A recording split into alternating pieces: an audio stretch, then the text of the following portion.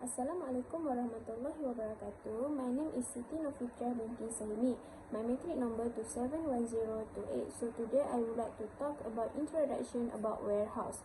Warehouse can be described as part of logistic system of a company that serves to store product and provide information about the status and condition of materials supplied stored in the warehouse, so that the information is always up to date and easily escapable by anyone who interested. And then, warehouse is the process of storing physical goods before they are sold or distributed further. The warehouse store products safely and securely is organized way to track the location of the good when they arrive, how long the goods have been there, and the amount available. And then I would like to talk about warehouse issue. So warehouse issue number one is budget is always constrained. A large budget is only a dream. Warehouse is area where business think they can make significant saving by cutting expense. The truth is that the scope is immense. Then we say budget is something you will always find yourself struggling with, especially if you are manage a warehouse, the manufacturing industry. And then number two is communication. Effective communication maintains productivity. If everyone involved in making supply chain discussion is on the same page, a warehouse is going to be able to plan and execute shipment that much more quickly. And then number three is time management and product picking. Time management is very important to avoid the occurrence of excess stock and also delay. Time is important factor for good management. Order picking should not take so much time that it costs your business all money. And then last, handling product damage.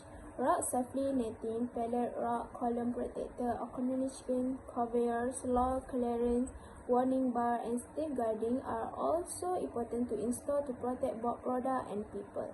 While some damage is evitable, it can be greatly reduced through proper warehouse management. Always look for pallets that have broken planks, strings, or nails because they can break. Today, I will discuss about the types of warehouse. The first one is private warehouse. Private warehouse are owned and managed by manufacturer or dealer as their personal storage place. Larger retail market also have privately owned warehouse more expensive than public warehouses. Second is public warehouse. Public warehouse are owned by government and semi-government bodies. The warehouse is provided to private companies to store goods at a reasonable retail fee. Third is bonded warehouse. Owned, managed and operate by the government together with private agency. Moreover, is cooperative warehouses. Cooperative warehouses are owned and controlled by the cooperative organization. Both parties, such as the cooperative or outside the cooperative, can store goods in these facilities. Last one is distribution center. This type of storage facility usually has a large warehouse which allow the quick movement of a larger number of stores for a short period of time. Function of warehouse. The first one is storage of goods. Warehouse are also an important place in maintaining the smooth production of product in the factory. The second one is take the risk. The warehouse must ensure that the goods stored are always in a safe condition without any damage. Customers have placed high trust in the warehouse. The company must take precautions and apply to all employees. Third is financial.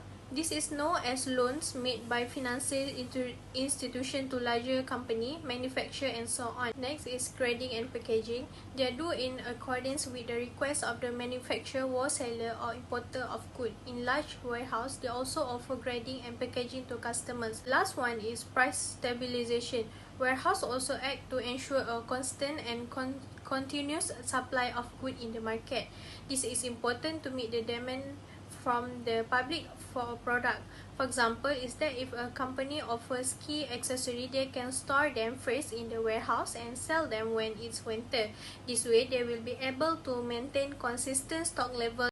My name is Xiang Chuing and my matric number is 26334. Now I will going to present my part which is activity in warehouse logistics.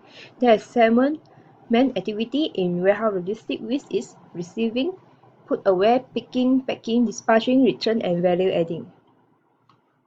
For the first is receiving. Receiving is the first activity and is the most important part. Warehouse will receive goods from outside different transportation or attached factory. When they receive the parcel, they should check whether the parcel is right, good condition, correct quantity, and right time. For the second is put away. Transfer the goods from the receiving dock to the best location warehouse.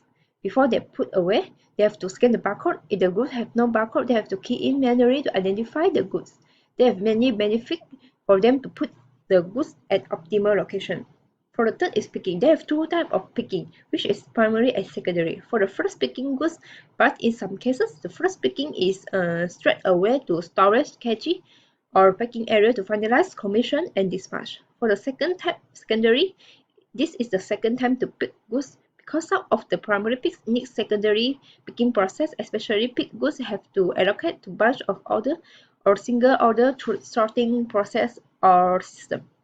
The fourth is packing, which is combine all the picked goods of customer order to prepare for the shipment to the customer.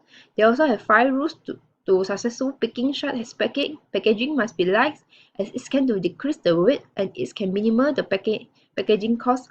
All the picked goods must be traceable in terms of location, relevant dates, and goods code and others. For the fifth is dispatching.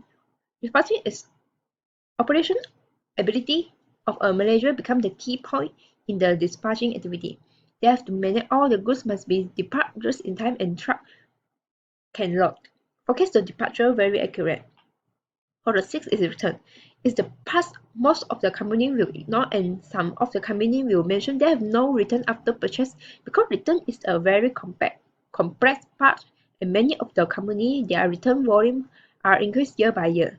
There are 5 rules if customer to return items such as if customer want to return the goods, they must verify and obtain the return management authorization again with the what item and the reason of return.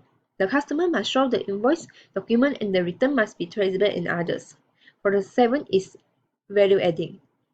That includes many parts like producing, assembly, labeling, and others. This is the activity before the product ready to sales and it is quite complex because it will combine many items to produce a new product.